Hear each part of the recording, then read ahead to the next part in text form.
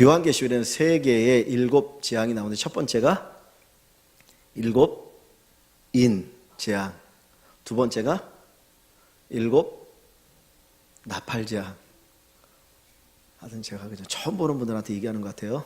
세 번째는 7 대접재앙입니다. 그래서 이제 앞부분에서 7인을 띌 때, 하나하나 인을 띌 때, 거기 이제 재앙이 이렇게 나오고, 두 번째는 나팔을 이제 쭉쭉 불 때마다 재앙이 나오고, 이 이제 16장에는 이렇게 대접을 쏟으면 그 대접에서 재앙이 흘러나옵니다. 자, 15장을 한번 좀 볼게요. 또 하늘에 크고 이상한 다른 이적을 보매 7 천사가 7 재앙을 가졌으니, 이제 하나님께서 7 천사를 통해서 7 재앙을 세상에 쏟으시는 걸 얘기합니다. 곧 마지막 재앙이라는 거예요. 이제는 세상이 끝날 바로 그 전에 쏟을 마지막 재앙을 얘기합니다. 하나님의 진노가 이것으로 마치리라. 이 세상을 향한 하나님의 진노가 이 마지막 7 재앙으로 마칠 것이다 라고 얘기를 하고 있습니다. 그리고 나서 이제 잠깐 다른 모습이 보이는데 2절을 보면 또 내가 보니 불이 섞인 유리바다 같은 것이 있고, 여러분 유리바다를 아십니까? 유리바다가 뭔가요? 유리바다. 유리바다.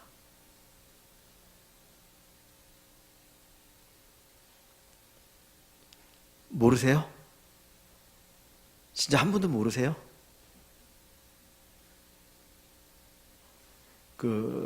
우리가 가끔 이제 차를 타고 바닷가를 쭉 가다 보면, 시와호 같은 데 보면 이제 한쪽에 이렇게 바다가 펼치잖아요. 그러면 해가 이렇게 막 빛을 비추는데 바다가 잔잔하면 반짝반짝 빛나잖아요. 파도가 없이 그냥 고요한 바다. 그런 걸 유리바다라고 그런대요. 유리바다 같은 것이 있고, 몇 절이죠? 2절에 그 다음에 짐승과 그의 우상과 그의 이름의 수를 이기고 벗어난 자들이 그랬어요. 짐승의 수가 뭐라고 그랬습니까? 우리가 13장 끝부분에 보면 그 짐승이 주는 표를 받는 게 나오죠. 그죠? 그래서 그 표를 받은 자만이 뭘 할 수 있다고 합니까? 매매를 할 수 있다고 그랬어요. 그래서 그 표를 받기 위해서 믿음을 저버린 사람들이 많이 있더라. 그래서 결국은 그걸 얘기를 하죠. 그러니까 여기에 보면 이 땅에 살아가기 위해서 기꺼이 짐승에게 우상 숭배하거나 짐승을 섬기거나 그 표를 가지고 이 땅을 살아가, 어떻게 보면 신앙을 이렇게 저버린 그런 사람들 얘기합니다. 그들에게 그들이 있고 그랬어요. 벗어난 자들이, 그러니까 그런 것들에게 경배하거나 믿음을 잃어버리지 않은 자들을 얘기하는, 그러니까 믿음의 승리자를 얘기합니다. 이기고, 그 수를 이기고 벗어난 자들이 유리바닷가에 서서 하나님의 거문고를 가지고 하나님의 종 모세의 노래, 어린 양의 노래를 불렀다고 얘기합니다. 그러니까 어떤 유리바다가 여기 이렇게 있어요. 근데 그 유리바다 옆에 하나님의 어떤 신앙을 잘 지킨 자들이 노래를 부른다 그랬는데, 다시 2절 앞부분에 보면, 제가 아까 설명을 좀 안 했네요. 2절 앞부분에 보면 또 내가 보니 무슨 유리바다입니까? 불이 섞인 유리바다. 그러니까 아까 그런 유리바다인데 거기에 막 엄청난 막 불이 섞여 있는 거예요. 활 타오르는. 그러니까 여러분, 이걸 통해서 우리가 나름대로 이렇게 상상해 볼 수 있는 게 뭐냐면, 마치 지옥의 불 같은 부분들을 이렇게 암시해 준다는 거예요.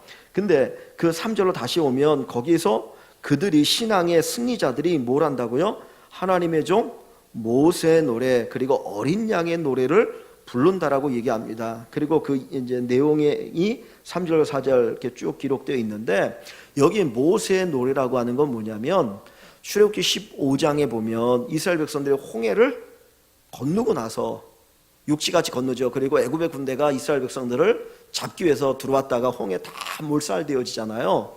그리고 나서 홍해를 건너고 그 홍해가에서 이스라엘 백성들이 하나님을 찬양합니다. 미리암이 노래를 부르고 여인들이 노래를 부르고 온 이스라엘 백성들이 노래를 부르거든요. 그 노래가 뭐겠습니까? 승리의 노래죠. 하나님이 구원하심에 대한 어떤 감격의 노래이거든요. 그러니까 구원받은 자의 부르는 하나님의 어떤 그 구원하심에 대한 그 고백인데, 자, 여기 다시 한번 보면 그것을 또 어린 양의 노래라고 하는 표현도 써서 결국은 같은 종류의 노래겠죠. 구원받은 자들 부르는 노래니까. 그래서 뭐라고 노래를 부릅니까? 주 하나님 곧 전능하신 이시요 하시는 일이 크고 놀라우시다. 어떤 하나님의 이 구원의 역사가 크고 놀랍다는 것을 고백합니다. 만군의 왕이시요 주의 길이 의롭고 참되시도다. 주여 누가 주의 이름을 두려워하지 아니하며. 이 세상에 그 어떤 존재가 하나님 이름을 두려워하지 않을 수 있겠습니까? 영화롭게 하지 아니하오리까. 오직 주만 거룩하시니이다. 오직 주의 거룩하신 일이 나타났음에 만국이 와서 주께 경배하리다. 그러니까 이 세상에 이 악에 대해서 심판하시는 것, 불의를 심판하시는 일, 구원하시는 그 일에 대한 하나님을 찬양하는 내용이 여기에 기록되어 있습니다. 그러니까 먼저 하나님을 찬양하고 그 다음에 이제 또 진노에 대한 얘기가 나옵니다. 5절로 가봅니다. 또 이 일 후에 내가 보니 하늘의 증거 장막의 성전이 열매, 하늘의 성전이 열린다고 얘기합니다. 6절에 일곱 지향을 가진 일곱 천사가 성전으로부터 나와 맑고 빛날 세마포 옷을 입고 가슴에 금띠를 띠고 어린 양 예수 그리스도의 모습을 이렇게 암시해주고 있죠. 그러니까 그런 비슷한 것을 얘기하거든요. 그러니까 일곱 천사가 있는데 그들이 이런 옷을 입었다라고 얘기해요. 7절에 네 생물, 하나님 주변에 있는 네 생물 중에 하나가 영원토록 살아계신 하나님의 진노를 가득히 담은 금 대접 몇 개?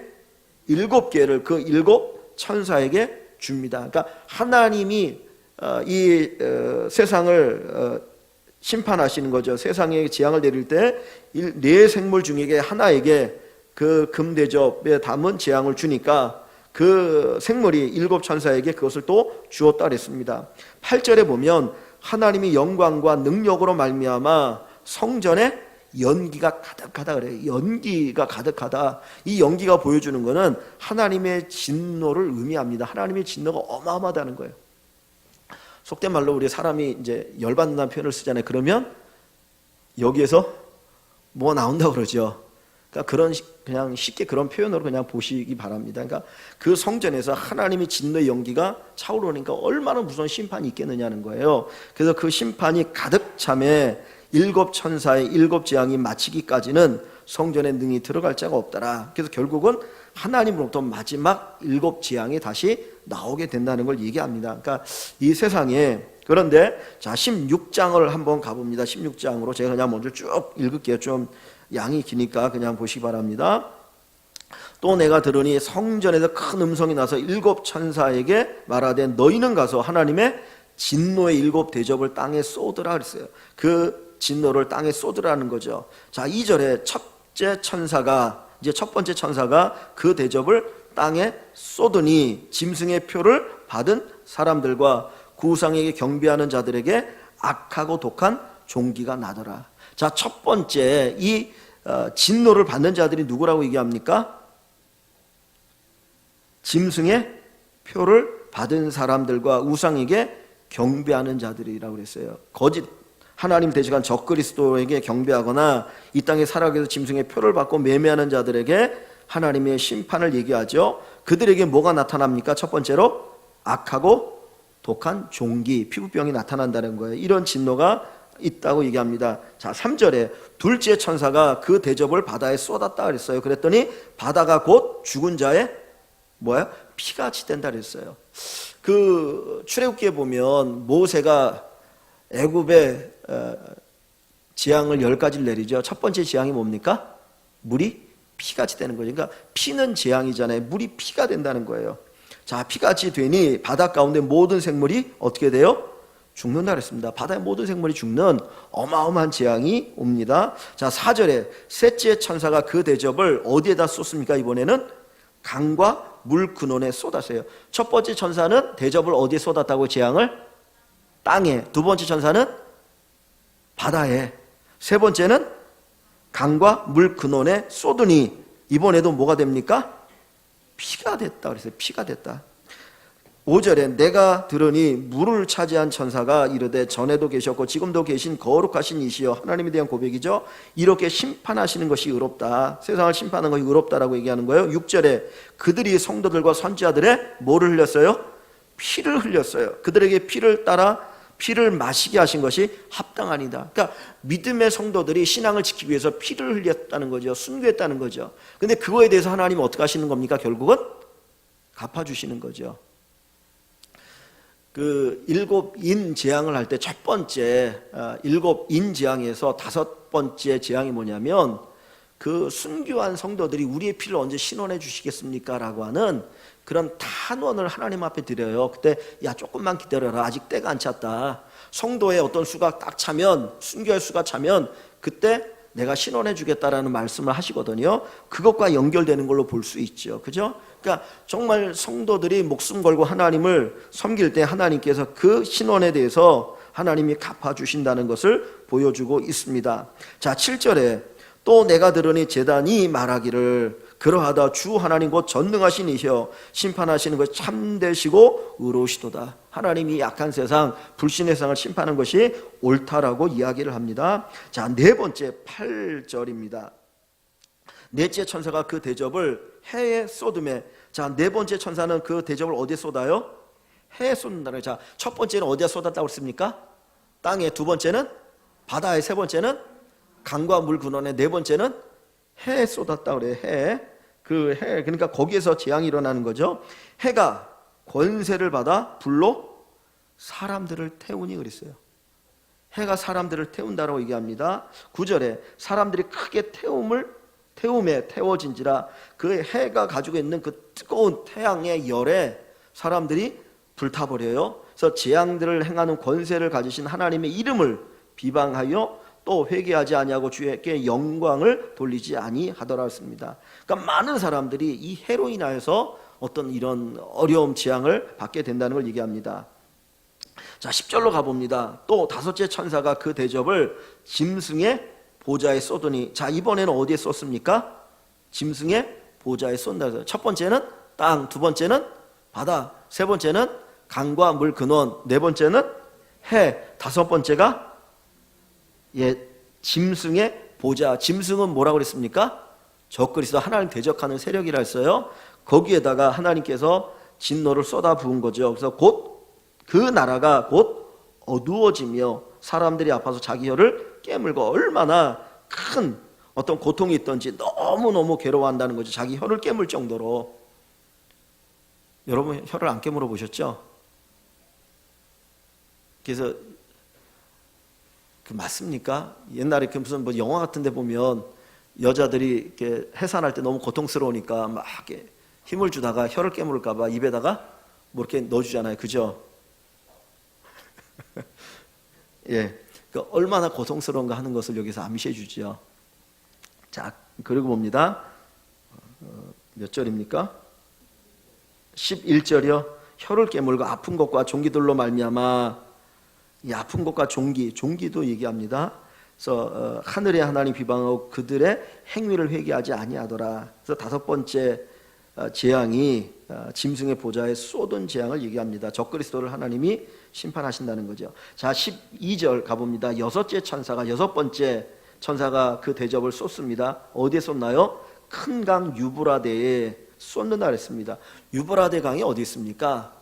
저 페르시아 쪽에 있죠. 가나안 땅은 여기 있으면 지금 요즘 이라크와 이란, 사우디 이쪽에 유브라데 강, 티그리스 강이 있는 거잖아요. 근데 거기에다가 쏟는다라고 얘기해요. 하여튼 그 유브라데 강을 얘기합니다. 그래서 강물이 말라서 동방에서 오는 왕들의 길이 예비되었다는 거예요. 그러니까 어떤 그 강이 이렇게 가로막고 있었는데 쏟으니까 강물이 싹 말라가지고 그냥 자연스럽게 거기를 건널 수 있다는 거예요. 그러니까 동방에서부터 많은 왕들이 올 수 있는 길이 예비되어 있다는 거예요.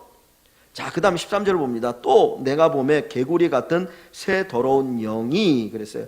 여기 영은 알겠죠? 더러운 영을 얘기합니다. 새 영을 얘기하는데, 개구리가 보면은 그 출애굽기에 10가지 재앙을 내릴 때 개구리 재앙이 나오죠. 그죠? 개구리가 그냥 온 사방에서 나와가지고 난리를 치잖아요. 깨굴 울잖아요. 그것처럼 하여튼 이 더러운 영이 이제 나온다는 겁니다. 근데 어디에서 나옵니까? 첫째는 용 사단의 입에서, 그 다음에 두 번째는 짐승 적그리스도, 세 번째는 거짓 선지자 입에서 나온다는 거예요. 이 입을 얘기하는 게 뭡니까? 거짓을 얘기하는 거겠지. 그죠? 그 말은 영입니다. 사람만이 말을 할 수 있잖아요. 그죠? 짐승은 말을 안 하잖아요. 근데 하나님께서 인간이 말을 할 수 있는 것은 이 말 속에 영이 담겨 있는 거예요. 그래서 이 말을 통해서 영의 흐름이 있다고 얘기합니다. 그 선한 영의 역사가 있고 악한 영의 역사가 있을 수 있거든요. 근데 여기에 보면 이들에게서 나오는 것은 악한 영의 역사입니다. 근데 자, 그 다음에 14절에 그들은 무엇이라? 귀신의 영이라. 거기서 나오는 귀신의 영인데 이적을 행하여, 때로는 막 이적을 행합니다. 그래서 앞부분에 보면 13장입니다. 거기 보면 그 짐승들이 죽었다가 막 살아나고 막 엄청난 일들을 하잖아요. 그런 것들을. 그래서 이적을 행해 사람들을 꿰는 거예요. 그래서 이적을 행해 온 천하 왕들에게 가서 하나님 곧 전능하신 이의 큰 날에 있을 전쟁을 위하여 그들을 모으더라 그랬습니다. 자, 여기 보면 이것을 가지고 16절까지 한번 볼게요. 새 영이 히브리어로 아마겟돈이라 하는 곳으로 왕들을 모으더라 했습니다. 이 아마겟돈이라고 하는 게 어디냐면 무깃돌을 이야기합니다.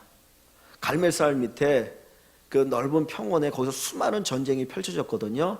그러니까 거기를 이렇게 표현을 하는 거예요. 그러니까 거기서 많은 전쟁이 펼쳐진 것처럼 어떤 엄청난 전쟁이 펼쳐질 건데 누구와의 전쟁을 얘기하는 겁니까? 하나님을 대적하는 전쟁이 거기 있을 것이다라고 얘기를 합니다. 그래서 어떤 분들은 이제 이것을 그냥 뭐 3차 전쟁을 얘기하는 것이다라고 얘기하는데 그건 잘 모르겠어요. 그냥 실제적으로 어떤 큰 전쟁을 얘기하는지 이것이 단순히 그 지역을 얘기하는 것으로 보기는 어렵습니다. 그래서 어떤 분들은 무슨 뭐 이스라엘에서 3차 전쟁이 일어날 것이다. 왜냐하면 중동하고 이스라엘이 엄청난 전쟁을 했잖아요. 그러니까 마지막에는 거기가 무슨 화약고가 되어서 엄청난 전쟁이 일어날 것이다. 그렇게 얘기하는데 그거는 뭐 아닐 수 있는 가능성이 많고요. 하여튼 이건 어떤 영적인 전쟁을 얘기한다고 보는 것이 좋을 것 같기도 합니다. 그러니까 어떤 어마어마한 전쟁을 얘기하는데 결국 뭐냐면 하나님을 대적하는 전쟁이라고 하는 걸 얘기하고 있어요. 자, 그 다음에 17절로 가봅니다. 일곱째 천사 마지막 7번째 재앙을 얘기하여 일곱째 천사가 그 대접을 공중에 쏟음에 큰 음성이 성전에서 보좌로부터 나서 하나님의 성전의 보좌에서 큰 음성이 나옵니다. 이르되 되었다 하시니 다 되었다라는 거죠. 18절에 번개와 음성들과 우레소리가 있고 또 큰 지진이 있다 그랬어요. 어떤 큰 지진이. 그래서 얼마나 큰지 사람이 땅에 있어 온 이래로 이같이 큰 지진이 없었더라. 우리가 아는 것처럼 지진은 점점 강해지는 부분들이 많잖아요. 그죠? 근데 어마어마한 지진이 있다는 거예요. 근데 예수님이 마태복음 24장에도 종말에 관한 예언할 때 지진에 대한 예언을 하거든요. 근데 어떤 큰 지진이 일어난다는 것을 얘기합니다. 그래서 19절에 큰 성이 세 갈래로 갈라지고 만국의 성들도 무너지니 큰 성 바벨론이 하나님 앞에 기억되신 바 되어 그의 맹렬한 진노의 포도주단을 받는다라고 이야기합니다. 그러니까 어떤 이런 여러 가지 이런 자연적인 재앙들을 통해서 하나님을 대적했던 이 바벨론과 같은 이런 악한 세력들이 결국 무너질 것이다 라고 하는 것을 말씀하는 거예요. 자, 20절로 가봅니다. 각 섬도 없어지고 산악도 간데 없더라. 지진 한번 나면은 그렇게 되어지잖아요. 그러니까 어마어마한 자연적인 이런 재해가 있다라는 걸 얘기하거든요. 자, 21절에 또 무게가 1달란트나 되는 큰 우박이 하늘로부터 사람에게 내린다 그랬습니다. 여기 한 달란트가 어느 정도 되는 무게인가요? 한 달란트면 34kg예요. 34kg. 하늘에서 34kg짜리 우박이 떨어진다고 생각해 보십시오. 그거 맞으면 죽는 거 아닙니까? 그러니까 하늘에 34kg짜리 되는 우박이 떨어진다는 거예요. 불이 섞인 우박을 얘기하기도 하고요. 뭐 하여튼 다른 데서는. 근데 그런 우박이 하늘로부터 사람들에게 내림에 사람들이 그 우박의 재앙 때문에 하나님을 비방하니 그 재앙이 심히 큼이라 했습니다. 자, 7가지 재앙을 얘기했어요. 첫 번째가 땅에 쏟았죠. 두 번째가 바다에 쏟았죠. 세 번째가 강과 물 근원에 쏟았죠. 네 번째가 해에 쏟았죠. 다섯 번째가 짐승의 보좌에 쏟았죠. 여섯 번째가 유브라데 강에 쏟았죠. 일곱 번째가 어디에 쏟았나요? 짐승의 공중에 쏟았죠. 공중에다가. 그러니까 공중에 쏟았다는 거 엄청나게 그 재앙의 영향력이 어마어마하다는 거예요. 그래가지고는 뭐 지진도 나고 큰 우박이 떨어져서 엄청난 사람들이 완전히 그 우박 맞으면 다 죽는 거잖아요. 그러니까 어마어마한 재앙이 있다는 거예요. 근데 처음에 두 번째가 나팔재앙, 세 번째가 대접재앙이에요. 이는 이렇게 떼는 거예요. 이렇게 있던 거를 떼니까 거기서 재앙이 나옵니다. 나팔은 이 신호를 나타내는 건데 꾹 부르면 천사들이 그 신호를 따라서 하나님이 재앙을 쏟는 거예요. 대접은 그냥 갖다가 그 담겼던 재앙을 쏟아 붓는 거죠. 그러니까 갈수록 사실 이렇게 점점 강해져요. 그러니까 여러분들이 제가 뭐 이게 없어가지고 그냥 했는데 세 가지 재앙은 어떻게 보면 비슷해요. 뭐 3분의 1 태고 3분의 1 태고 그러는데 나팔 재앙일 때는 그러니까 어떻게 보면 같은 재앙이 세상에 많은데 점점 그 강도가 세진다는 걸 얘기하고요. 그리고 이 대접 재앙은 주님이 오시기 바로 전에 때가 가까우면 올수록 점점 이런 것들이 많아지니까 주님 오실 그날이 가까울 때 이런 재앙이 있을 것이다라는 거예요. 근데 모르겠어요. 그러니까 주님이 언제 오실지는 우리는 모르잖아요. 그때와 시는 아무도 모른다 그랬어요. 그 안다고 얘기하는 사람 다 거짓이니까 그건 도무지 믿지 마십시오. 근데 분명한 것은 어떤 그런 재앙이라든가 이런 주님의 재림의 징조는 우리가 알 수 있나요? 없나요? 알 수 있잖아요. 왜냐하면 성경이 얘기하니까. 근데 사실 어떻게 보면 과거에도 이러한 일들이 있었고 지금도 있고 주님 오시는 그날까지 있어요. 아까 얘기했던 것처럼 그 강도가 점점 더 강해질 수 있다는 거예요.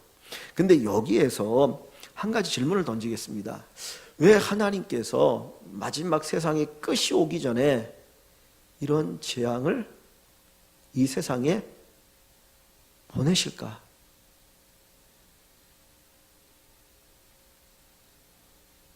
제가 여기에서 자세히 읽지는 않았지만 이 7장을 얘기할 때 여기에 보면 이렇게 특별한 단어들이 있어요. 어떤 문구가 있는데 하나님께서 왜 이 땅에 재앙을 보내십니까? 이 재앙은 징조잖아요. 아까 징조라는 표현을 썼잖아요. 징조가 뭡니까? 무엇에 올 것이다라고 하는 어떤 징조를 얘기하잖아요. 제가 정확하게 모르겠는데 예전에 인도네시아에 쓰나미가 올 때에 사람은 몰랐는데 뭐 짐승들은 안다라고 얘기하죠. 그래서 다 피했다면서요. 그게 맞는 건가요? 그게 맞는 얘기예요? 고개를 끄덕끄덕거리시니까. 근데 하나님께서 그 징조를 통해서 뭔가를 미리 이렇게 보여주시는 거잖아요. 야, 준비해라. 그러면 이 요한계시록에 이 재앙의 징조가 나오잖아요. 한 번이 아니라 첫 번째가 무슨 재앙이라고요? 인재앙, 인을 떼는 거, 이렇게 도장을 하고 딱 떼는 거. 두 번째가 나팔재앙, 세 번째는 대접재앙이에요. 똑같은 것들을 반복해서 지금 하고 있는데 왜 하나님께서 이런 재앙을, 징조를 보내실까요? 이게 정말 중요한 거예요. 여러분들이 재앙이 뭔지 잊어버려도 상관없어요. 뭐 그거 원래 어떻게 다 기억합니까? 우리 그냥 주님 오실 때가 됐나 보다. 주님 우리 기다리고 있으면 되는 거니까.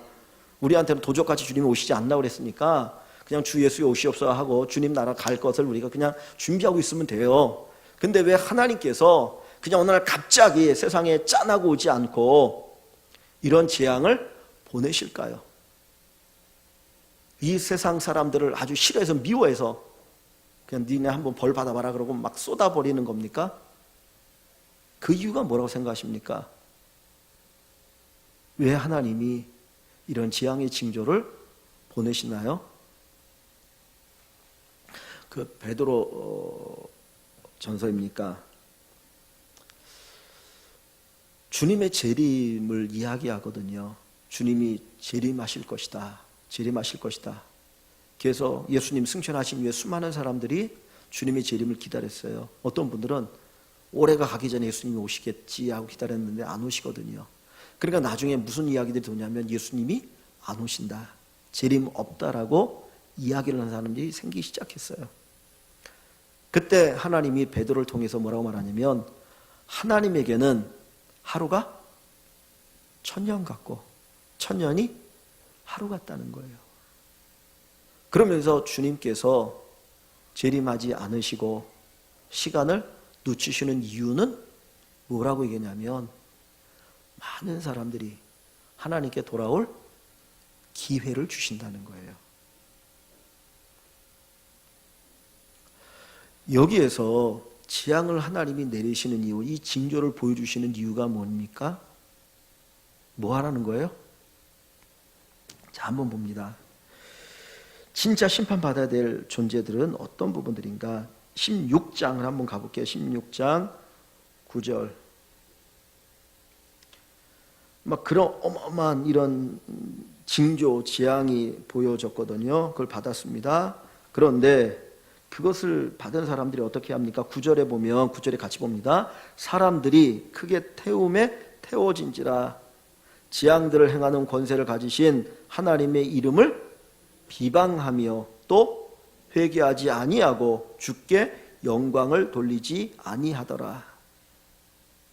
이런 태양의 엄청난 재앙을 받았는데 그 재앙을 받은 그들의 반응이 뭡니까? 하나님의 이름을 비방하고 회개하지 않고 주께 영광을 돌리지 않았다 그랬어요. 자, 11절에 아픈 것과 종기로 말미암아 다섯째 번째 징조 재앙이죠. 하늘에 종기로 말미암아 어떻게 합니까? 하늘에 하나님을 비방하고 그들의 행위를 회개하지 아니하더라.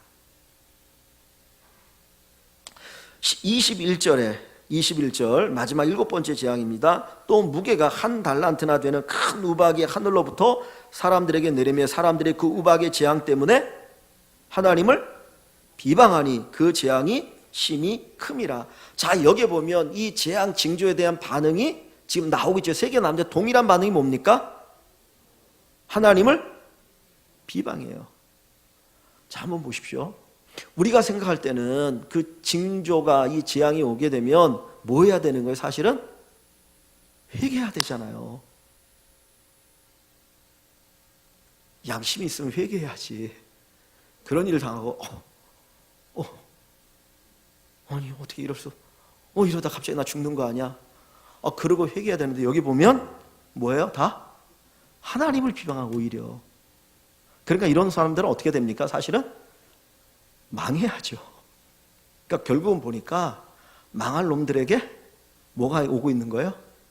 자, 사실 하나님은 그것을 통해서 깨닫고 회개하기를 원하시는 거예요. 근데 그것에 대한 반응이 아니었어요. 우리는 그런 생각 같습니다. 뭐 어떤 이런 큰 사건을 만나면 회개할 것 같은데, 근데 보면 큰 사건을 만나가지고 뭐 어디가 부러지고 뭐 그냥 사고가 엄청나게 나가면 하나님 잘못했습니다. 그래서 잘 믿을 것 같은데 조금 괜찮아지면 또 가는 사람들이 있죠. 그 누가복음에 보면 부자가 호의호식 하다가 지멋대로 살다가 죽었습니다. 그런데 그 부자가 간 곳이 지옥이죠. 거기 가서 아브라함을 봅니다. 거기에 거지 나사로가 아브라함 품에 안겨 있는 것을 보고 자기 신세를 보니까 너무 고통스러운 거라. 그 부자의 말이 뭡니까? 물 한 방울만 내 혀에 떨어뜨려 달라. 좀 내 혀를 서늘하게 달라 할 정도로 엄청난 고통이 있어요. 그때 아브라함이 여기서 거기 갈 수도 없고 거기서 여기 올 수도 없다. 이제 끝이라는 거예요. 죽음 이후에는 뭐 구원의 이런 거는 다 끝입니다. 이 땅이 기회라는 거죠. 그랬더니 그 부자 하는 얘기가 저기 나사로를 살려서 내 동생들이 지금 세상에 살아있는데 가서 증거하게 해달라고, 이 지옥과 천국에 대해 증거해서 이 불붙는 이곳에 오지 않게 해달라고 요청을 합니다. 그때 하나님이 아브라함을 통해서 하신 말씀이 뭐예요? 거기에도 누가 있다? 선지자가 있고 모세가 있는데 그들에게 듣지 않으면 죽은 자가 살아나서 전해도 어떻게 해요? 안 듣는다는 거예요. 우리는 무슨 엄청난 어마어마한 뭐 이런 기적적인 징조가 있으면 사람들이 믿을 것 같은데 아니요. 하나님의 음성에 귀를 기리지 않는 사람은 아무리 어마어마한 대사건이 일어나도 그것 보고 예수 안 믿습니다. 여러분, 하나님의 말씀이 능력이 있습니까? 기적적인 사건이 능력이 있습니까? 어느 게 더 능력이 있어요? 어느 게 더 능력이 있습니까? 말씀이 능력이 있잖아요. 말씀 살았고 운동력이 있다고 그랬는데 사람을 바꾸고 변화시키는 건 하나님의 말씀이지 이런 기적적인 사건이 아니에요. 제가 여기서 죽었다 갑자기 갑자기 죽었다가 3일 만에 딱 깨어나도 몇 사람은 야 대단하다 막 그럴지 모르지만 그걸 가지고 예수 믿는 사람 없어요. 하나님의 말씀이 전해져야지 예수 믿는 거지요. 오늘 우리가 하나님 말씀 듣고 내 심령이 깨어지지 않으면 막 갑자기 내가 비행기를 타고 가다가 갑자기 비행기가 추락해가지고 땅바닥에 떨어졌는데 다 죽고 나 혼자 살았다. 그래도 예수 안 믿습니다.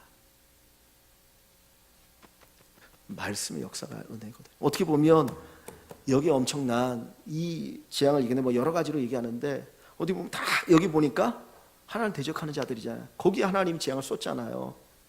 말씀을 안 되니까 이제 끝이라는 거죠. 어떻게 보면 하나님은 세상에 말씀을 주시고 징조도 보여주셔요. 징조는 징조일 뿐이에요. 그것을 통해서 하나님의 말씀으로 돌아오라는 게 말씀을 듣고 정말 거기에서 회개해야 산다는 걸 얘기하기를 원하시는 거예요. 그러니까 성경이 징조를 얘기할 때 하나님이 세상을 심판하기를 원하셔서 하신 것이 아니고 회개하고 돌아오기를 원하시는 거예요.